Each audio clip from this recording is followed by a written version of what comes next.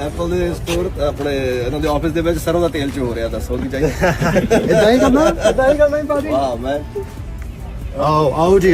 Legend of Maula Jatt ने 125 crore Pakistani rupees की कमाई करी थी और सरदार जी 3 ने 60 करोड़ पाकिस्तानी रुपीस की कमाई करी है। तो आप सोचो कि भाई गैप कितना कम रह गया है कि अपने पंजाब के गानों को, पंजाबी कल्चर को हॉलीवुड मूवीज में प्रमोट कर सकें। भाई वैसे तो दलजीत दोसांझ के नाम पे देश पे इस तरीके से कंट्रोवर्सी करी जाती है कि भाई ये तो देश के खिलाफ है या फिर ये खालिस्तानी है। वहीं आप अगर आज की डेट में उनकी पहुंच देखो तो भाई वो दुनिया में इस तरीके से देश का नाम रोशन कर रहे हैं कि भाई जो इंडिया के कल्चरल एक तरीके से रिप्रेजेंटेटिव देखे जा रहे हैं।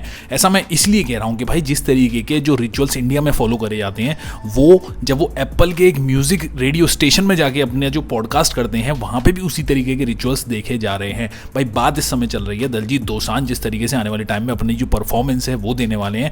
और अभी अभी उनका एक नया जो पॉडकास्ट आया जो कि एप्पल म्यूजिक स्टूडियो में रिकॉर्ड किया गया है। मैं ये बता दूं भाई, पंजाबी सिंगर मतलब कोई भी अभी तक ऐसा इंडिया से आर्टिस्ट नहीं आया जो कि इस तरीके के प्लेटफॉर्म पे जाके अपनी जो बात है उसको कह पाया है। वहीं आप बात करो दलजीत दोसांझ की तो आप समझ सकते हो कि भाई उनकी जो पहुंच है वो देश में ही नहीं भाई विदेशों में भी इतने बड़े स्तर पे पहुंच चुकी है कि लॉस एंजलिस के सेंटर में जाके वहां पे उनको बुलाया जाता है और इवेंट्स करवाए जाते हैं। और वहां के जो आर्टिस्ट हैं, या फिर मैं ये बता दूं भाई जो हिप हॉप इंडस्ट्री वहां की जो है वो इतनी बड़ी है, तो वहां के जो कई आर्टिस्ट हैं वो भी उनके गानों के फैन बन चुके हैं। वो उनसे मिलने के लिए आए, साथ में उन्होंने ऑटोग्राफ भी साइन कराया और उनसे जो है जिस तरीके की बात करी कि भाई पहले भी उनकी जो परफॉर्मेंस है वो लोग देख चुके हैं। क्योंकि भाई कोचेला एक इतना बड़ा प्लेटफॉर्म था जहां पे दलजीत दोसांझ ने परफॉर्म किया था कि भाई उसके बाद उनकी जो फैन फॉलोइंग है वो विदेशों में भी फैल चुकी है। तो आप सोच सकते हो कि भाई एक बंदा किस तरीके से देश को रिप्रेजेंट करता है या फिर उसके जो कल्चरल जो रिचुअल्स हैं वो वहां पे भी परफॉर्म करे जा रहे हैं। मैं ये बता दूं भाई, जब वो उस म्यूजिक स्टूडियो में अंदर जा रहे थे, जैसे कि इंडिया में होता है स्पेशली नॉर्थ इंडिया में कि सरसों के तेल को डाला जाता है ताकि उस चीज को शुभ माना जाए, और उस तरीके के जो रिचुअल्स हैं वो वहां पे परफॉर्म करे गए जिस टाइम पे दलजीत वहां पे आए थे। और उसका जो वीडियो है ना वो काफी ज्यादा इंटरनेट पे वायरल हो रहा था।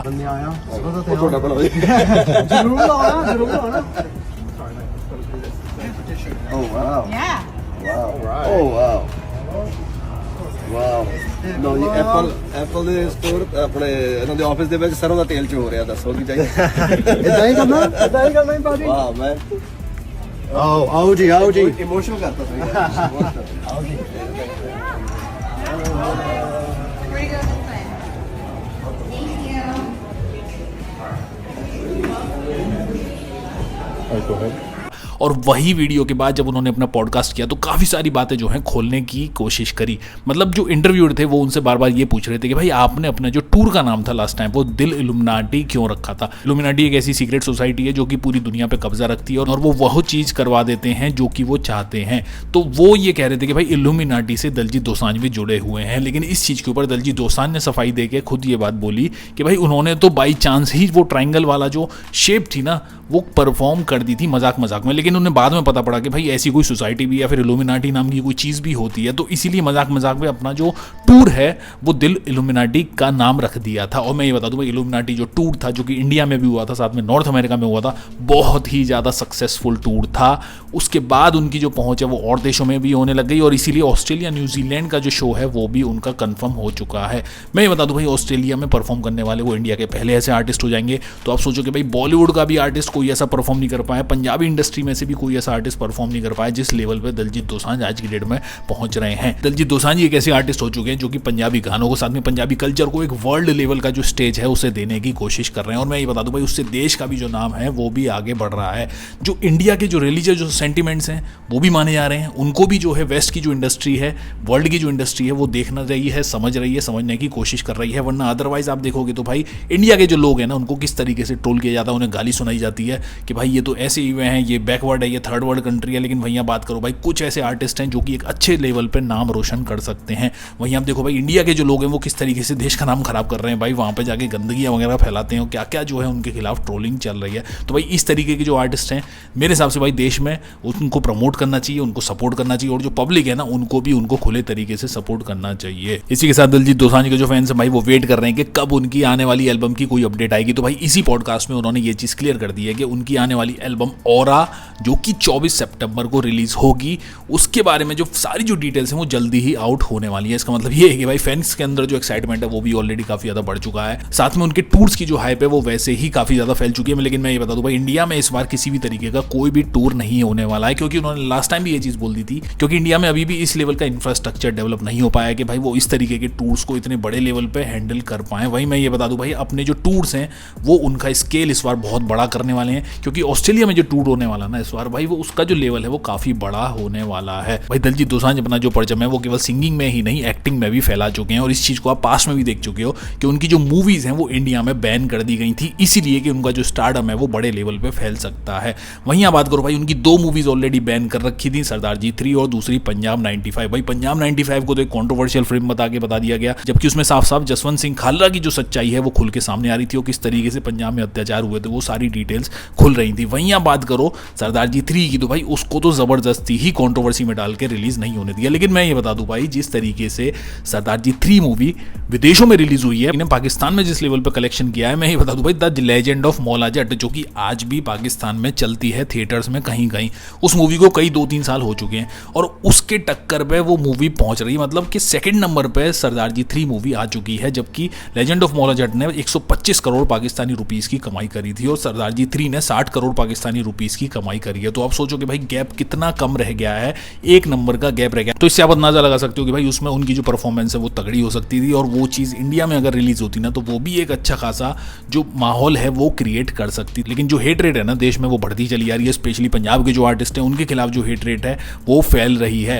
एप्पल म्यूजिक स्टूडियो के पॉडकास्ट में दिलजीत दोसांझ ने काफी सवाल ये भी पूछे गए कि भाई वो आने वाले टाइम में फ्यूचर में वो ऐसा कौन सा अपना जो कारनामा है वो देखना चाहते हैं कि उन्होंने ये चीज हासिल कर लिया। तो भाई उन्होंने ये चीज बताई कि जब वो ओल्ड हो जाएंगे, बुढ़ापे में हो जाएंगे, तो वो चाहते हैं कि अपने पंजाब के गानों को, पंजाबी कल्चर को हॉलीवुड मूवीज में प्रमोट कर सकें। मतलब कि हॉलीवुड मूवीज में पंजाबी म्यूजिक को उसी लेवल का रिस्पेक्ट मिले जैसा कि बाकी के कल्चर्स को देखा जाता है। मैं ये बता दूं भाई, हॉलीवुड में बाकी के जो कल्चर्स हैं, जैसे अफ्रीकन जो कल्चर है या फिर यूरोप के जो कल्चर है, उनको काफी ज्यादा प्रमोट किया जाता है, सपोर्ट किया जाता है। वहीं आप बात करो इंडिया के अगर कल्चर की, तो भाई इतना ज्यादा वहां पे कोई भी इंप्रेशन नहीं देखा गया है। वहीं आप मैं ये बता दूं भाई, पंजाबी जो कल्चर है, जो पंजाब के आर्टिस्ट हैं इस टाइम पे दिलजीत दोसांझ, वो ये चाहते हैं कि भाई उनका जो कल्चर है वो वहां पे रिप्रेजेंट किया जाए। साथ में हॉलीवुड मूवीज में एक रिप्रेजेंटेशन बढ़ेगी, तो भाई लोगों को भी ये पता पड़ेगा कि कैसा लैंड है जहाँ पे एक ऐसा कल्चर सस्टेन करता है जो कि दुनिया में अपने जो काम है, अपनी जो मेहनत है उससे रंग लाता है, और बाकी के जो देश हैं वो उनको पसंद करते हैं। तो आप सोच सकते हो कि भाई आज की डेट में जहाँ बॉलीवुड के आर्टिस्ट, जिनको इंडिया के जो दर्शक हैं वो तक देखना पसंद नहीं करते हैं, उनकी मूवीज देखने नहीं जाएंगे। अभी अब हाल फिलहाल में देख लो भाई, वॉर 2 मूवी आने वाली है, उसकी भी कोई खास बुकिंग नजर नहीं आ रही है, कोई उस मूवी को देखने नहीं जाने वाला है। वहीं और भी जो मूवीज हैं उनके लिए भी कोई ऐसा एक्साइटमेंट नहीं रह गया है पब्लिक में कि भाई इनके लिए पैसा खर्च करो। वहीं आप बात करो पंजाबी जो आर्टिस्ट हैं, स्पेशली इस टाइम पे दिलजीत दोसांझ के, भाई उनको लोग देखने के लिए विदेशों में खड़े हो रहे हैं, लाइन लगा रहे हैं कि इनकी मूवीज को देखना है। पाकिस्तान में उनको जो है लोग पसंद करते हैं, देखना चाहते हैं। वहीं आप बात करो हिंदुस्तान में भी जो लोग हैं वो उनको पसंद करते हैं, देखना चाहते हैं। वो लोग पंजाब का साथ में इंडिया का भी जो नाम है वहां पे रोशन कर रहे हैं। तो भाई बॉलीवुड का आज की डेट में कोई भी लेना देना नहीं रह गया है। बॉलीवुड आज की डेट में चल रहा है तो पंजाबी गानों की वजह से, पंजाबी आर्टिस्ट की वजह से। वहीं हम देख लो आने वाले टाइम में मूवी आने वाली है भाई बॉर्डर 2, उसमें देख लेना भाई पंजाब का इतना बड़ा फैक्टर आपको देखने के लिए मिलेगा कि भाई बॉर्डर 2 एकदम डिपेंड रहेगी, और स्पेशली जो कैरेक्टर्स होंगे वो पंजाब से लिए जाएंगे, पंजाब के जो लैंड है वहाँ के जो लोग हैं उनके साथ लिए जाएंगे, और पंजाबी उसमें गाने भी होने वाले हैं। और इसीलिए उसमें दिलजीत दोसांझ को भी कास्ट कर दिया गया है, और इसीलिए उसके जो प्रोड्यूसर है ना वो लड़ गए थे कि भाई इनके बिना हम मूवी नहीं बनाएंगे। वहीं आप बात करो भाई आज की डेट में जिस तरीके से इलेक्शन कमीशन पे लोग सवाल उठा रहे हैं, भाई मोदी जी तो अपना मुंह छुपा के भाग चुके हैं। मतलब जो जुमला पार्टी के जो लोग हैं भाई वो चीटिंग कर करके इतने टाइम से इलेक्शन जीत रहे हैं, ऐसी जो रिपोर्ट्स हैं वो खुल के सामने आ रही है।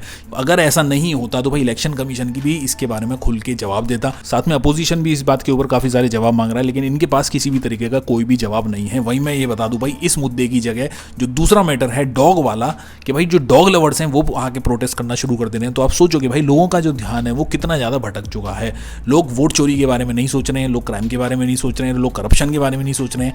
लोग ये सोच रहे हैं कि भाई कैसे भी जो कुत्ते हैं ना उनकी जान बचाई जाए। तो अगर भाई लोग कुत्तों की इतनी परवाह करेंगे तो इंसानों की भी तो इतनी परवाह कर सकते हैं। लेकिन नहीं भाई, जो हिपोक्रेसी है वो देश में इतनी ज़्यादा बढ़ चुकी है कि लोगों को वोट से भी कोई मतलब नहीं है, किसी चीज़ से कोई मतलब नहीं है। बस जो एनिमल लवर्स हैं वो सामने आके खड़े हो चुके हैं। मेरे हिसाब से भाई अगर इस लेवल पर प्रोटेस्ट और भी चीज़ों के लिए करा जाए तो काफ़ी बढ़िया होगा, और जनता को इस टाइम पे जाग जाना चाहिए। वरना भाई जो जुमला पार्टी है ना वो चीटिंग कर करके पता नहीं कितने साल तक जो है इस इलेक्शन को जीतती रहेगी, और जब लोगों को इस टाइम पे ये पता पड़ेगा भाई तब तक बहुत देर हो चुकी होगी, और देश में बहुत बड़ा जो नुकसान है वो हो चुका होगा। और इसीलिए मुझे ऐसा लगता है कि भाई मोदी जी ने आज की डेट में अपना 18 घंटे काम करना भी बंद कर दिया है। वहीं उनके जो संतरे हैं ना वो ज़्यादा मेहनत करते रहते हैं। संतरे अपने जो पिताजी हैं उनको डिफेंड करते रहते हैं कि भाई नहीं वोट चोरी नहीं हुए हैं, जबकि जो अपोजिशन पार्टी है वो खुल के ये चीज़ बोल रही है भाई वोट चोरी हुए हैं। वोटों की चोरी से, चीटिंग से ये लोग बार बार सरकार में आते हैं और वही चीज़ का फ़ायदा ये उठा रहे हैं। आप लोग की क्या राय इस चीज़ के बारे में, आप लोग क्या सोचते हो, आप लोग कमेंट बॉक्स में लिख के मेरे को जरूर बताना। चैनल को सब्सक्राइब नहीं किया तो चैनल को सब्सक्राइब कर लेना, वीडियो को लाइक कर लेना, वीडियो को शेयर कर लेना। मैं मिलता हूँ आपको जल्दी नई वीडियो में नई अपडेट के साथ। सी यू गाइस।